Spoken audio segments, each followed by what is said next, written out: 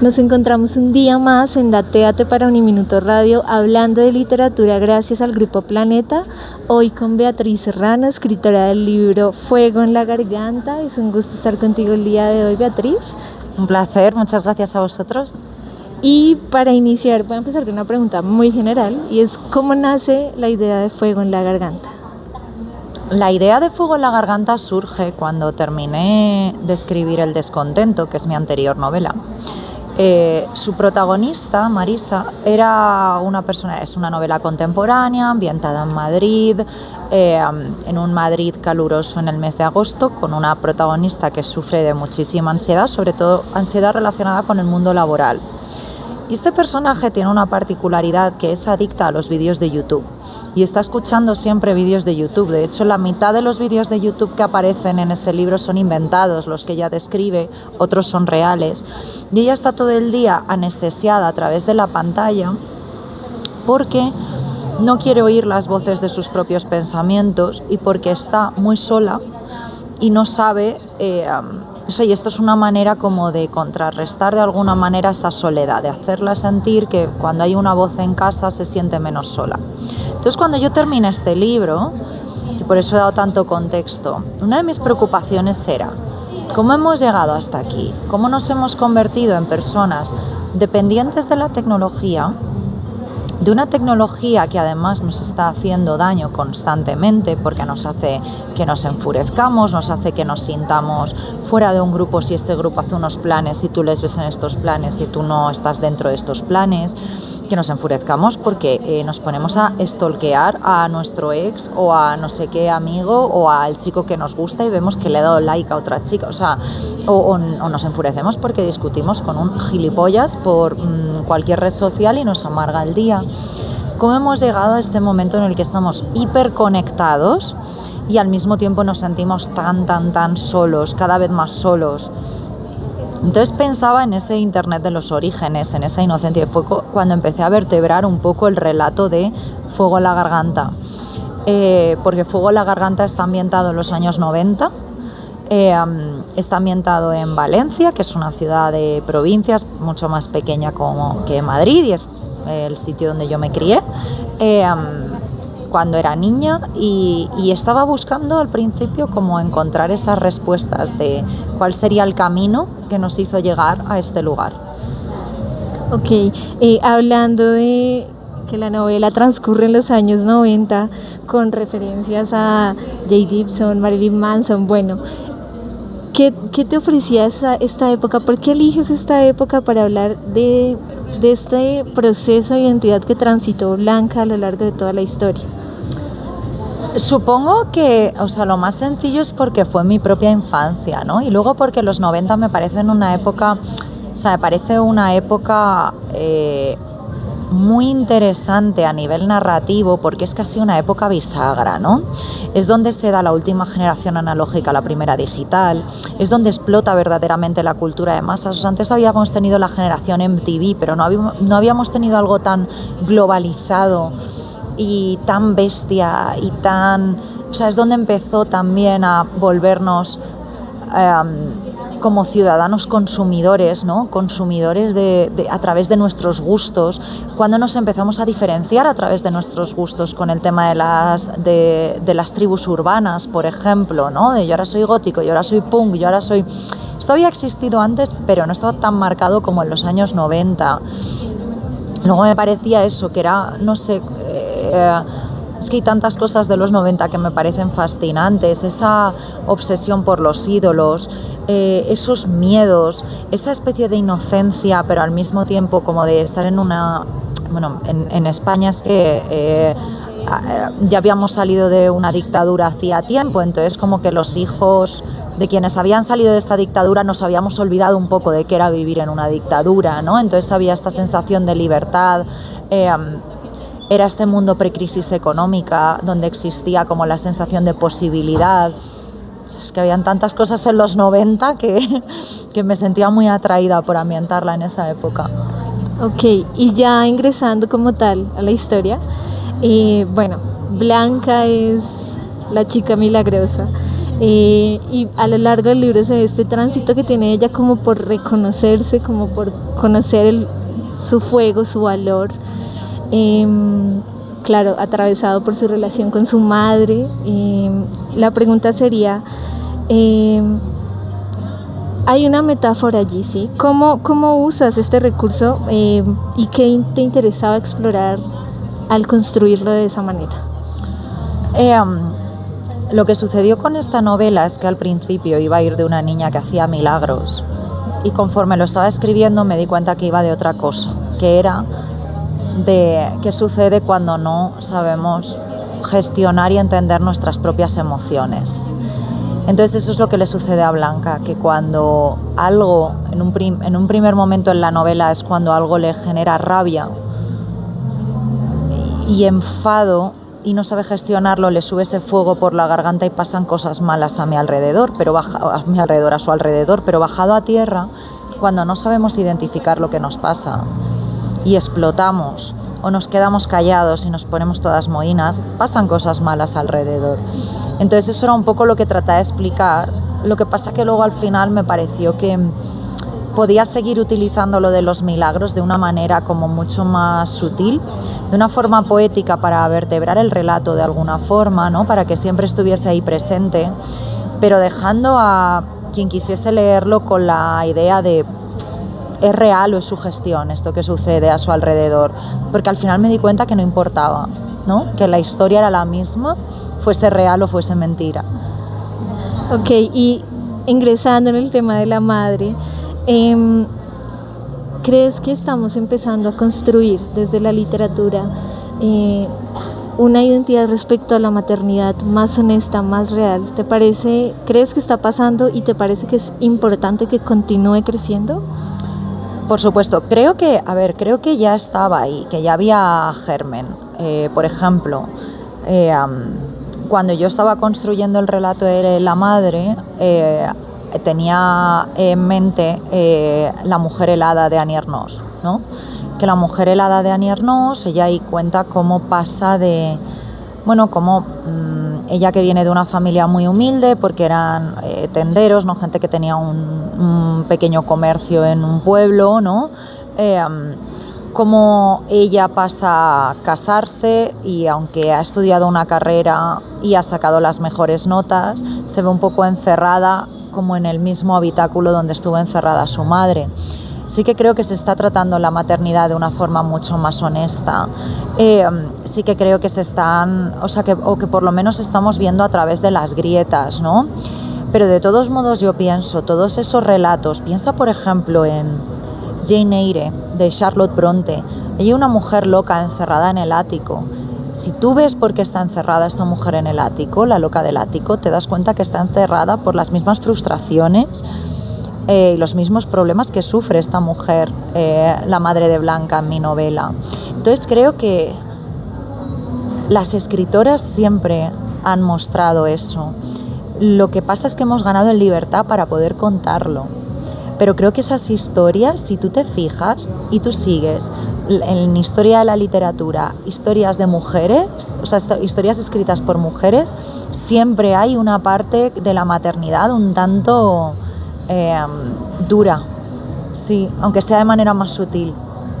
Ok, y ya entrando a hablar de estas escritoras, a lo largo del libro, más que todo cuando entramos a conocer la historia de la madre, cobra sentido muchas cosas que en la primera parte de repente no entendíamos de ella, ya luego lo entendemos. Yo quiero saber qué tan importantes fueron estos referentes literarios como Virginia Woolf, como Jane Austen, que incluso hay un párrafo que cuando lo leí me gustó mucho porque es justo la mamá de Blanca dándose cuenta que poetas como Alejandra Pizarnik, como Sylvia Plath, pues escribieron desde la tristeza y siempre llegaron a la muerte, y era la mamá de Blanca cuestionándose eso. Entonces, ¿cuál fue el papel de estos referentes literarios en la construcción de Fuego en la Garganta? Bueno, es indudable, ¿no? Y todos esos referentes literarios son mis referentes literarios, pero sí que cuando estaba construyendo el personaje de la madre les estaba dando vueltas desde, siempre hemos hablado de estas escritoras malditas, poetas malditas, ¿no? Y siempre lo hemos visto como desde un punto un tanto romántico, ¿no? Como de, ay, qué maravilla Silvia Plath, metió la cabeza en el horno, se suicidó, pero lo ves como parte del relato, como si fuese, no sé, el alcoholismo de Hemingway, bueno, otro que tal, o como, no sé, como parte de ese malditismo por el arte, ¿no? Y cuando investigas la vida de estas escritoras, te das cuenta que no era por el arte. O sea, que su tristeza no venía por el arte, al contrario, su tristeza venía por todo lo que tenían alrededor. O sea, Silvia Plath, abandonada, se fue a Inglaterra porque en Inglaterra tenía un sistema de salud pública como el que no tenía en Estados Unidos para tratarse su enfermedad mental. Cuando se suicidó, las cañerías de su casa estaban heladas, tenía 3 niños pequeños. Algunos de ellos enfermando, no tenía dinero para pagar eso, tenía sobre la mesilla de noche la campana de cristal que había sido un fracaso en ventas, un libro que no había vendido nada y su exmarido no le cogía el teléfono y no le ayudaba a pagar las facturas. No se suicidó por su arte, se suicidó por todo esto. Entonces, claro, como meterlas en esa misma, no sé, como si fuesen parte de la generación beat, que me encanta, pero coño, la generación beat estaba todo el día tomando LSD, emborrachándose y estaban como una regadera. Entonces no puede ser el mismo ejemplo, ¿no? de personas malditas cuando hablamos de las mujeres que cuando hablamos de los hombres. Y esto era algo que quería que estuviese en la historia de la madre de Blanca, una mujer inteligente, una mujer que ha visto más el mundo más allá y que ha terminado recluida en una vida tradicional que ella detesta y ha detestado siempre, y cómo ve que las personas, o sea, que no hay escapatoria para las mujeres, que todas estas escritoras, por ejemplo, que en un momento menciona que ella ha leído y dice, pero si todas se terminaron matando, es que qué solución, o sea, qué otra cosa queda, ¿no? Que no es esto. Entonces, claro, todas las referencias están ahí porque me parece que, a ver, se han reivindicado mucho y creo que hay muchísimas mujeres ensayistas, feministas, escritoras que las están reivindicando de esta manera, pero durante muchos años se las ha reivindicado de una manera totalmente equivocada, ¿no? A lo que ellas han sido y lo que ellas son y lo que ellas representan. Sí, estoy totalmente de acuerdo. Y en línea aquí como con el ser mujer escritora y pensando de repente si alguna vez has sentido que no estás a la altura o que es algo que las escritoras suelen sentir, ¿sientes que ser mujer influye en cómo se exige? O sea, ¿sientes que de alguna manera se le exige más aún a día de hoy a la mujer escritora? Supongo que sí, pero yo donde más lo noto es en el nivel de autoexigencia. O sea, hay muchas veces que sale un libro escrito por un hombre y veo el bombo que se le dan en los medios a este libro y pienso, si lo hubiese escrito una mujer tendría el mismo bombo, este mismo libro. Lo que yo hablo con otras escritoras es, por ejemplo, que tenemos, o en mi caso, yo tengo mucha inseguridad, creo que la inseguridad no tiene por qué ser algo malo, porque creo que me ayuda a tratar de seguir mejorando en cada libro y en lo que hago, pero hay veces que esa inseguridad sí que puede llegar a resultar paralizante. Creo que siempre me voy a sentir como la invitada, como a la que le han puesto una silla a última hora en una mesa, pero no estoy invitada como a la fiesta. O sea, creo que eso sí, o sea, creo que el nivel de autoexigencia es brutal porque me imagino que se ve luego la manera en la que se puede comportar la gente, te hablo desde medios hasta particulares, y la manera en la que se puede juzgar tu literatura en comparación con cómo se juzga la literatura en mayúsculas, que es la masculina, ¿no? Ok, y bueno, tengo otra pregunta, ya más ligada al personaje como tal. Vale. Y es, ¿sientes que todavía hay resistencia en el mercado editorial, en la construcción de personajes femeninos? ¿O ya se está dejando esta idea de que el personaje femenino tiene que caer bien, ¿sí? Como que tiene que agradar? No, yo creo que eso no existe.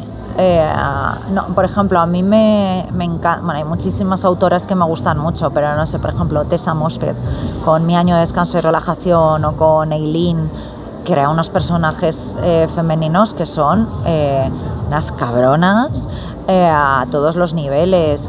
Yo creo que esto ya no existe, que los personajes femeninos tienen fisuras que son más reales. De hecho, yo creo que siempre se han escrito personajes femeninos muy poliédricos y muy interesantes, escritos por mujeres. Por hombres muchas veces eran chicas rubias con unas tetas firmes que decían la frase adecuada, pero luego no tenían mundo interior.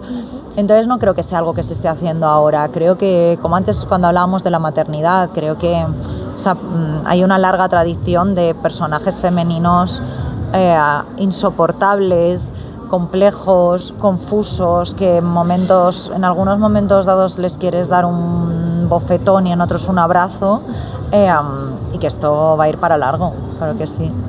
Y ya entrando en otra temática del libro que le atraviesa, y es la amistad y esta familia que construye Blanca.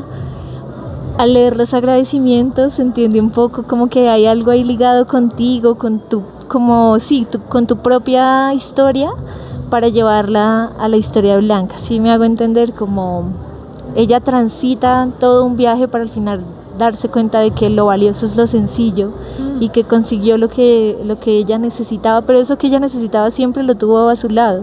Sí. ¿Algo de eso viene de tu experiencia, de tu subjetividad? Bueno, creo que yo he tenido siempre más claras las cosas que Blanca, afortunadamente. Pero sí que creo que, y además como que creo que las amistades son las verdaderas historias de amor. O sea, creo que son muy bonitas, duran toda la vida, son menos exigentes que las de una relación de pareja y nos permiten ser más nosotros mismos.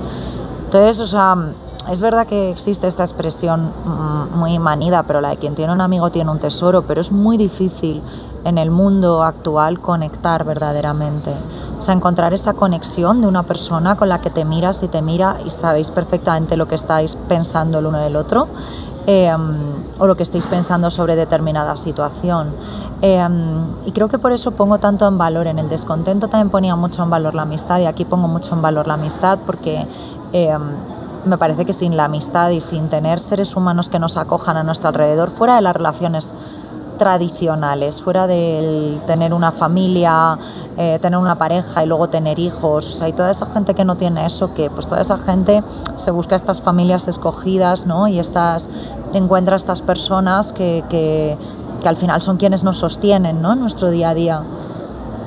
Listo. Ya para cerrar, quisiera saber, hubo algo que me quedó del libro y fue: Blanca se sana, o sea, descubre su poder sanador en el momento en el que se sana a ella misma. ¿Cuál sería el mensaje que tú dejarías para las personas en este tránsito de conocerse a uno mismo, reconocer lo que nos rodea y buscar como nuestra misión en el mundo, por así decirlo? Pues mira, no me atrevería a dar consejos a nadie, pero hay una frase que dice la madre de Blanca y que se la aconseja a Blanca y que a mí me parece súper importante porque habla del instinto. Y esta frase me la dijo mi madre y siempre la he recordado, y es que que siempre escuches esa voz que te dice que te tienes que ir de esa habitación.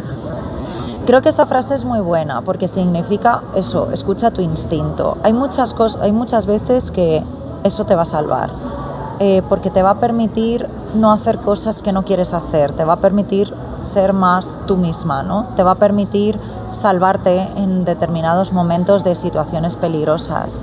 Entonces sería el único consejo que me atrevería a dar, un poco, escuchar esa vocecita si te sientes incómoda para marcharte de ahí. De acuerdo, muchas gracias.